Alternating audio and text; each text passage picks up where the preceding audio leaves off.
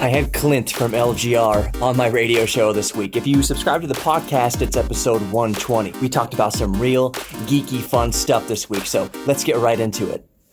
Clint, the reason I wanted to get you on the show this week, and I mean, I've wanted to get you on the show in past weeks also, but you are wily and busy, and which is great. But you came to Texas recently, Dallas more specifically, and you visited a dreamscape, as you described it in your video, just a dream come true. It's a warehouse full of old computer parts. Can you tell us a little bit about Computer Reset in Dallas? Because I want to get into that story.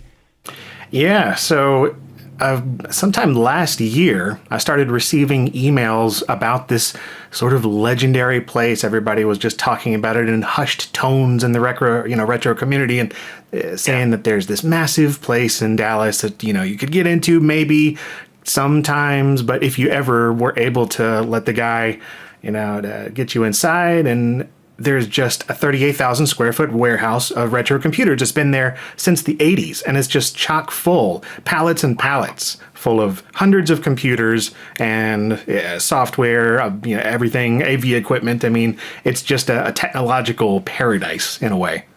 Yeah. So 38,000 square feet. That is, I was guessing in my head because I didn't recall the number off the top of my head, but what you mentioned, if you mentioned it at all in the video, but 38,000 square feet, that's kind of hard. That is, would you say that's kind of like a huge Walmart? It'd be like like a super Walmart grocery section.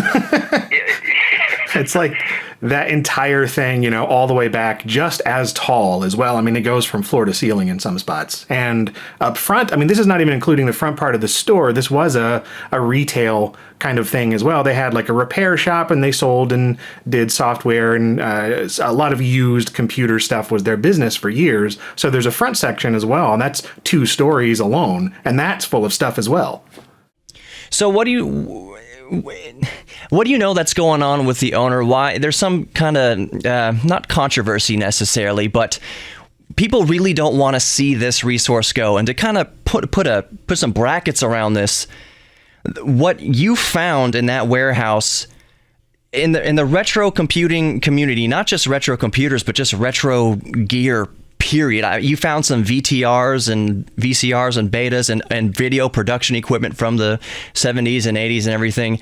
It is a treasure trove. There is, I don't want to get too specific, but there is some money there as far as people wanting to repair or replace these vintage machines. And believe me, there are people that want to do that. I think the existence of this place in the plethora of devices that it has can potentially severely offset, the eBay resale community. And you were mentioning that the owner was sick, or it's kind of up in the air. The future of this place is up in the air. Can you shed any light on that for our Houston listeners?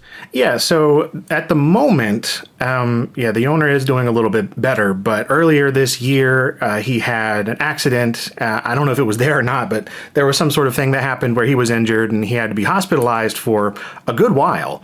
And he was already, he's getting up in years now, and he was already in deteriorating health, so not in great shape anyway. So the place has really just fallen into disrepair just for years now. But at the moment, it is kind of up in the air, because when I first got down there, the whole reason that I came anyway was because it was on a Wednesday afternoon, and they're like, some people that were involved were telling me that by the coming Saturday, the whole place was going to be bulldozed, sold for scrap. And so I was just like, oh no, this may be my only opportunity to get down there. So I just bolted over to Dallas and did everything we possibly could in terms of talking to the family and going through every avenue of trustworthiness that we could come up with to get inside and just talk to them, start a dialogue. Because at this point, the owner, he was kind of out of commission, and the family were under the impression that the whole place was literally just full of junk, trash, not of any value, and the stuff was so old nobody would care. And so they were fine with just scrapping it, just getting the scrap value. And there was a scrapper involved apparently, or some sort of, somebody that wanted to just buy out the place for the scrap value, I guess. But they decided against that after a bunch of us in the community got to talking to them and letting them know that there's a lot of things of historical value there, and just that honestly would be worth a little bit of money. And, Right. if we were to sell it to the community instead, and then, so yeah, we've just been doing that. And at the moment, they are opening it every weekend. Not every weekend, but certain weekends. There's a group on Facebook to let everybody know what the plans are. And it's just kind of a week-to-week basis right now. But yeah, volunteers are working with the family and everybody involved to make sure these things get out into the community and they're not just scrapped. Absolutely. That is wonderful. That was my main takeaway. And by the way, listeners, and anybody watching me on YouTube that for some reason doesn't know who LGR is, go check out his channel, Lazy Game Reviews. He just did a video, I think it's his most recent post as of recording right now on Tuesday, to see exactly what we're talking about. The biggest concern that popped up in my head and why I wanted to get awareness about this out there was that proposition that there's a threat that it could be potentially bulldozed or sent to the junkyard or something like that, because I guess the general public, obviously I don't blame them, would assume that in the modern age of smartphones and our modern laptops and 16-core Threadrippers and all that kind of stuff, that who cares about the old junk? That is a gold mine to a very plentiful and passionate retro computing community.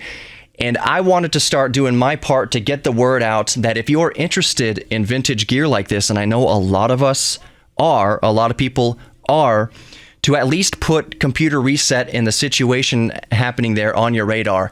This is a massive, I can't stress enough, massive treasure trove of retro computing gear. And Clint, can you tell us a little bit about what you were most interested in the first place? Well, maybe not most interested. You had a computer that you were trying to repair, rebuild, get some parts for, a PC Junior. Can you tell us a little bit about that computer just to bring us up to speed in a geeky way? Yeah, so one of the things that I ran across there specifically that was most interesting was a computer system that was used by Sierra Online, the game developer from the 80s and 90s.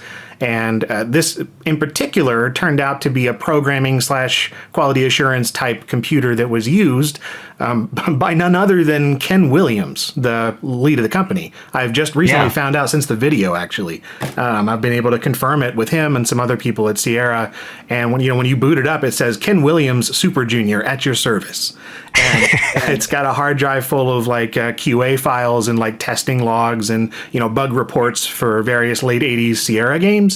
So that's just one little thing that we found there that just caught my eye. And there's a ton of things just like that. I mean, the room that we found that in is floor to ceiling of just endless boxes of these things like that. We just happened to notice that one because it had the big Sierra logo in the box. But I mean, the other stuff that's in there, it goes back to the mid 70s in that room alone.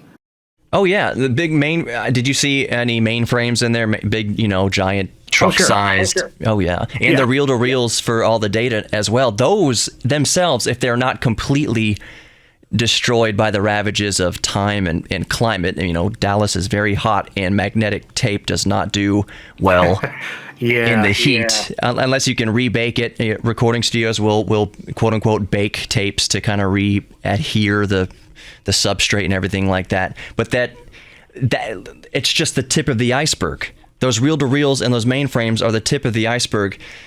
And the thing is, what was truly one of the most amazing things was that not only was it parts and other, disassembled things in various states of disrepair, but brand new in-box old stock. What do you think was some of the coolest stuff you saw brand new old stock, just in the box, unopened, completely just time capsuled? What were some of the coolest stuff you saw? Well, relating to some of the mainframe stuff, we found a whole bunch of reels of mainframe tape that had never been used. They were still sealed, and they looked to be in good condition. We took a couple of those just back. There's one of the guys that was there. He actually deals with collecting mainframes and stuff, and he was looking at them, and they looked amazing. I mean, they smelled brand new. They'd been in there probably since the early 80s, it looked like. But and there were pallets and pallets full of brand new computers from IBM and, a bunch of things that had gone through separate, looks like wholesale deals. So maybe if they weren't brand new, they were at least complete pallets full of different computers from Zenith, Compaq, IBM, Hewlett-Packard, just things that were they're full-size pallets. So some of them that on the bottom, they're probably kind of messed up by now, but the ones we were pulling out from the top and the middle still looked great. And a lot of people have taken some of these home and opened them up, and they're still working fine. You may have to replace a battery here and there, but other than that, it's amazing. Just the pallets full of IBM stuff alone, the software.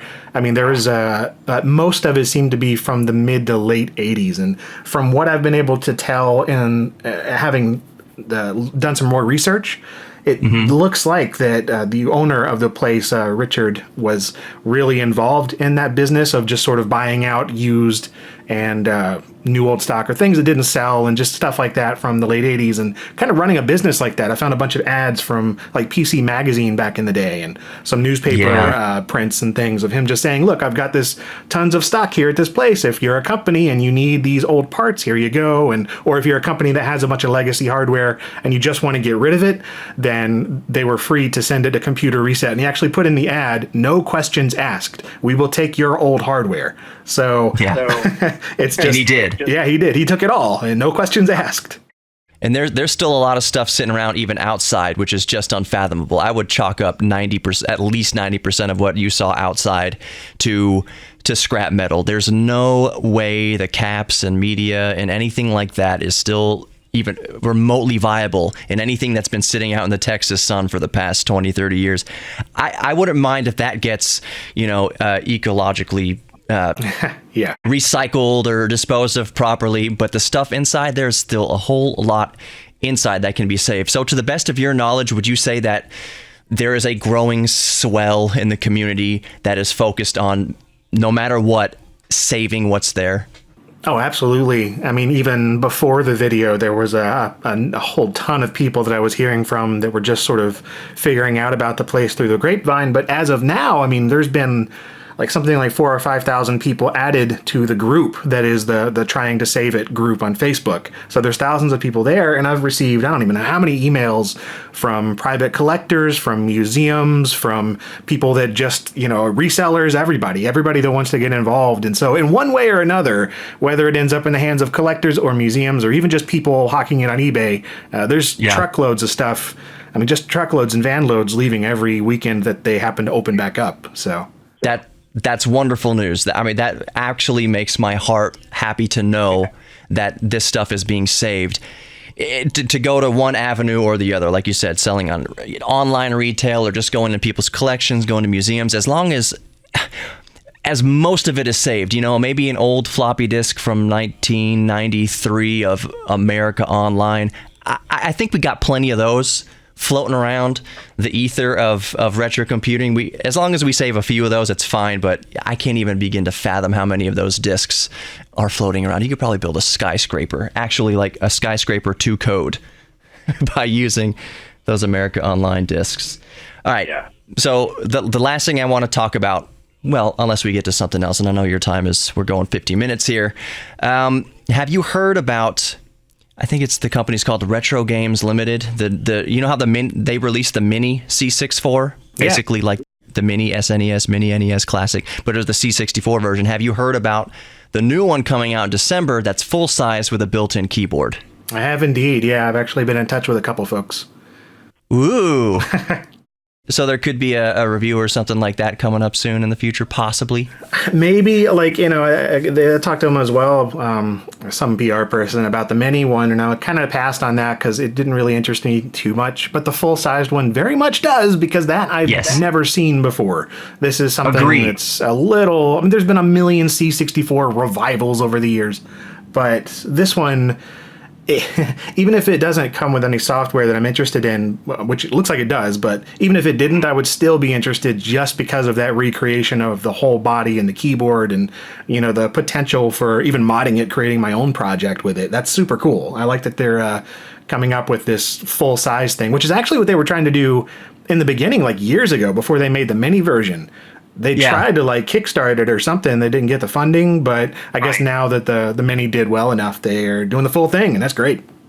Yeah, so I wanted to kind of get your more in-depth take on that. There might be some detractors that say, well, you should only use the old hardware and this is just junk, or whatever their thoughts on it might be. But my argument is that for those of us who own a C64, and by the way, quick side note, when I went to buy my C64 from an electrical engineer here in Houston, I went to pick it up in my 1983 DeLorean because I had to do it with the full effect. I wasn't wearing the stonewashed jeans or anything, but it kind of went with the whole, era of buying a Commodore 64.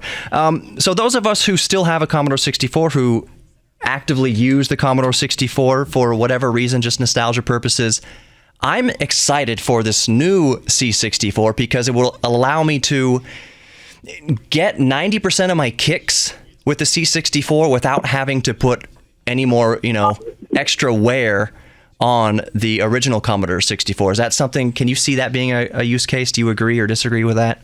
No, I agree. I mean, for the most part, I don't even use, I use a real C64, but I don't even use like the disk drives or anything. I use an emulator because, I don't if I'm just wanting to play around with something, I'm going to emulate some part of the process, whether it be the floppy disks or converting it to a more modern video format. Just there's a bit of quality of life things that you can do to just make it more enjoyable when you just want a quick fix. Now, if I'm doing something for a video, I almost always go with 100% original hardware and CRTs and original discs, but my own time, I just like to screw around with something, and that looks like a fun little way to do that, especially since it does have a usable keyboard. You don't have to modify an external USB one or something.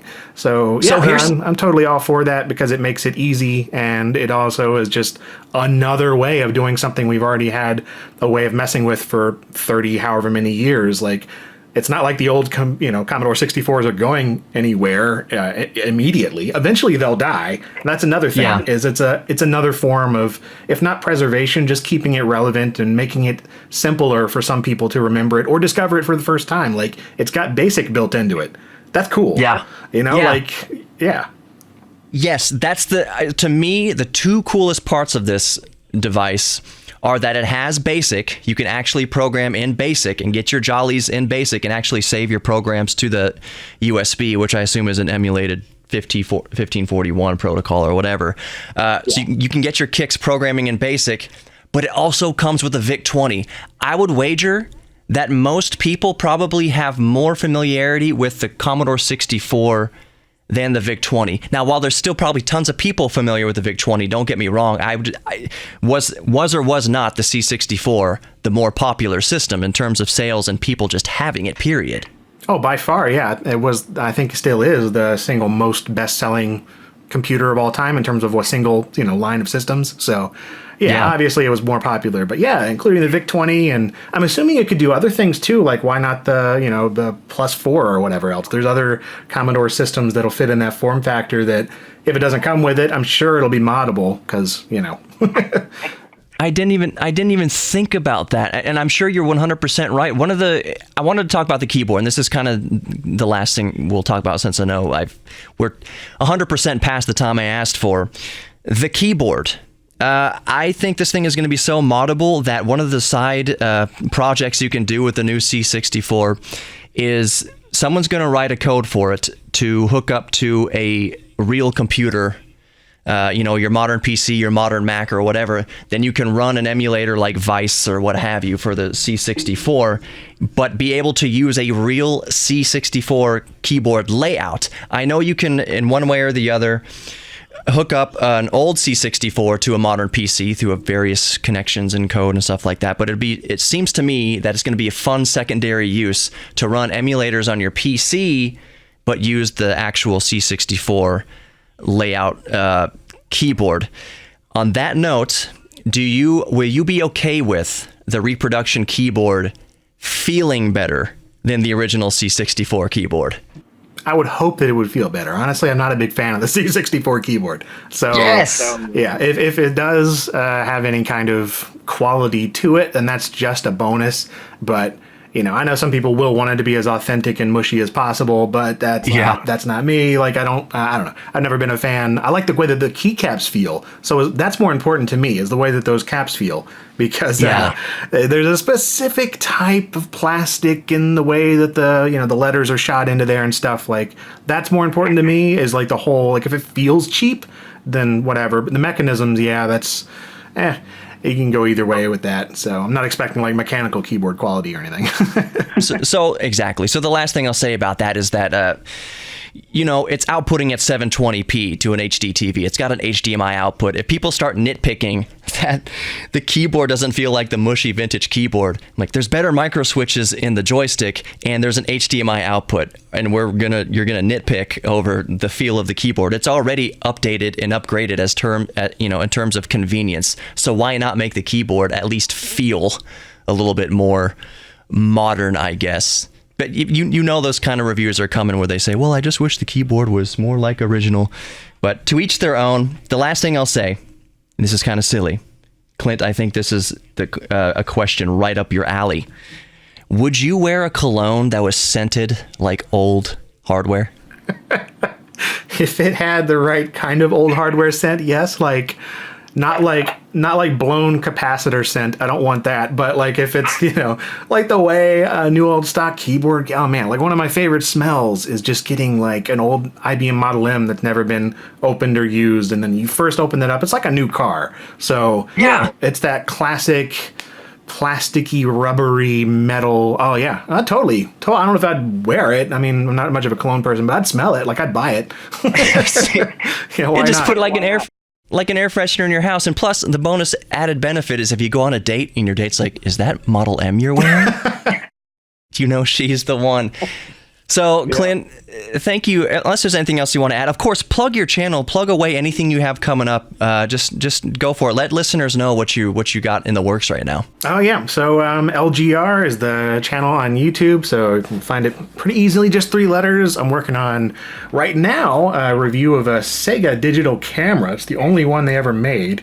Sega? Sega, yeah, they made a digital camera in 1996 to hook up to all sorts of weird stuff. So, I've always got things in the works, a bunch of computers, some, software, some games, but at the moment, it's my world is digital cameras, I guess, for this week. And you just got an arcade machine, which I live vicariously. That the one of the best days of my life is when I got my arcade machine. Oh, it was so awesome. So super proud of you on that. Clint, I know we can talk forever about all sorts of nerdy stuff, and hopefully in the future we will. But I guess that's it, man. Thank you so much for coming on Geek Therapy Radio. Oh, absolutely. Thanks for having me.